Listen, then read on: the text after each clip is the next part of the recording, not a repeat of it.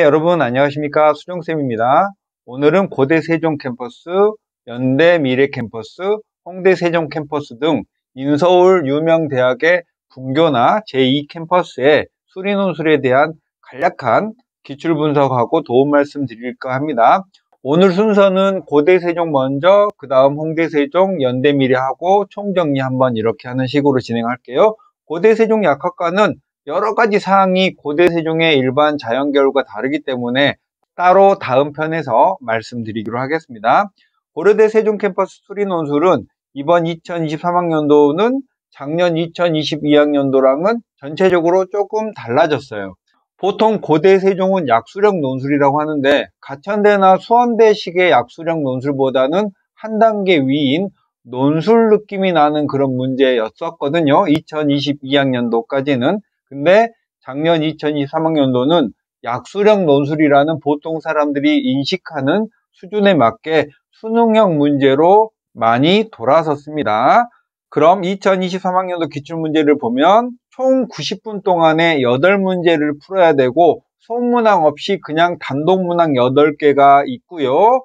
고대 세종은 범위가 수원수투 미적분인데 미적분이 5문제고 수원수투가 2문제, 2문제 정도로 나온 미적분 중심의 대학이고 재작년과 작년은 달라졌다고 말씀드렸죠. 수능 유형과 비슷한 그런 4점짜리와 3점짜리 중간 정도의 문제가 집중적으로 출제됐습니다. 2024학년도 논술은 논술 70에 교과가 30이고요. 논술이 350점 만점, 교과가 150점 만점에 총 500점 만점으로 고대 세종 캠퍼스에서 점수를 계산하고요. 시험은 작년 기준으로 11월 26일 토요일에 봤습니다. 여기 제가 잘못 기재했네요. 수능 최저는 일반 자연계열은 2기합 6에 탐구 1과목, 약학은 3기합 5에 과학 2과목의 평균치를 반영하고요. 반영한다면 그렇다는 거죠. 최저 과목과 상관없이 고대 세종 캠의 특징은 수능 지정 과목을 전부 응시해야 됩니다. 그러니까 수능 과목을 다 응시하는데 자연계열은 수학은 미적, 확통, 기하 아무거나 응시해도 되고 과탐은 2과목을 필수 응시해야 된다는 거예요. 최저의 충족 유무와 상관없이 무조건 응시해야 된다는 게 고대 세종의 특징입니다. 시험 정보는 일반 자연계열은 수리논술 1이라고 부르고 약학과는 시험 범위까지가 달라요. 수리논술 2라고 부르는 90분이고 약학은 다음에 따로 설명드리겠습니다. 교과 반영 방법, 환산 점수, 특이사항은 여러분 읽어보시는데 최저는 작년 2023학년도까지는 국수탑 1개 3등급 또는 영어 2등급이었는데 올해는 2개합 6으로 그러니까 최저가 무척 세졌다라고 생각하면 되겠죠? 올해는 고대 세종 캠퍼스는 조심스럽게 예상할 때 최저를 맞추면 거의 합격 수준에 이르지 않을까 하는 생각을 해봅니다. 고대 세종캠은 약수령 논술이라고 하긴 하는데요. 수원대나 가천대의 수능형 논술과는 좀 많이 달랐었는데 2023학년도는 많이 비슷해졌다라고 보여지고요. 수원대나 가천대의 약수령 논술보다는 어렵습니다. 고대 세종의 논술 난도는요. 일반적인 가천대, 수원대, 서경대, 삼육대 등의 약수령 대학보다는 한 단계 정도 위에 있고 수능형 문제는 중간 정도 때의 4점 문제 수준이고요. 고1의 과정도 재작년, 작년 보면 간접적으로 한 문제 정도 출제되는데 이거는 보통 다른 대학도 이 정도는 출제하는 것 같고 고대 세종은 수능 수학 준비를 충실하게 하는 걸로 거의 다 커버가 될 것 같습니다. 그렇다고 논술 준비를 안 하고 봐도 합격할 수 있다라는 뜻은 아니고 고대 세종 캠퍼스의 논술의 합격의 열쇠는 수능 수학을 얼마나 잘하느냐가 가장 중요한 포인트라고 생각되고 수능 최저가 이번에는 매우 세졌죠?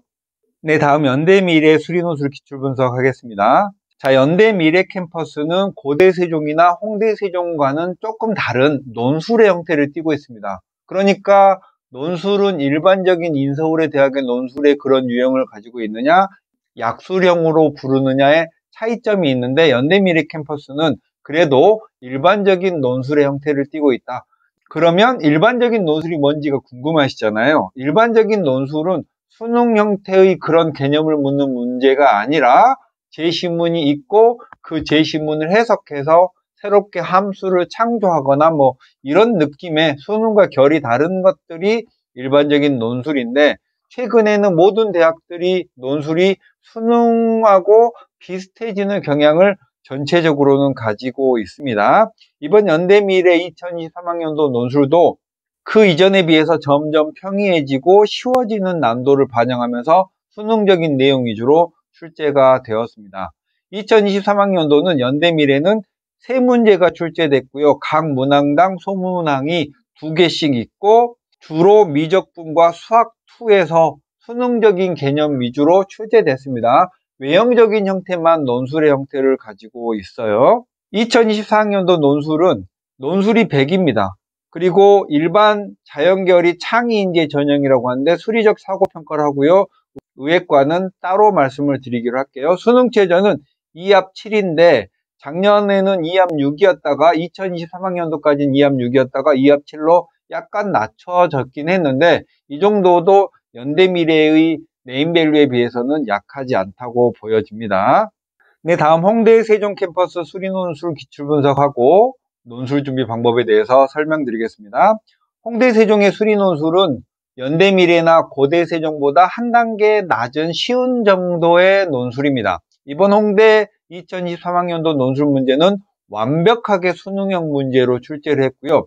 난도는 수능 3점 중상 정도에서 4점 중하 정도까지 문제를 여러분이 풀어보시면 어렵지 않고요. 수능과 거의 똑같다라고 생각을 하면 좋겠고 그냥 과거의 수능 기출 문제나 올해 수능 특강 문제를 충실하게 풀어보면 맞출 수 있는 그런 문제들로 이루어져 있습니다.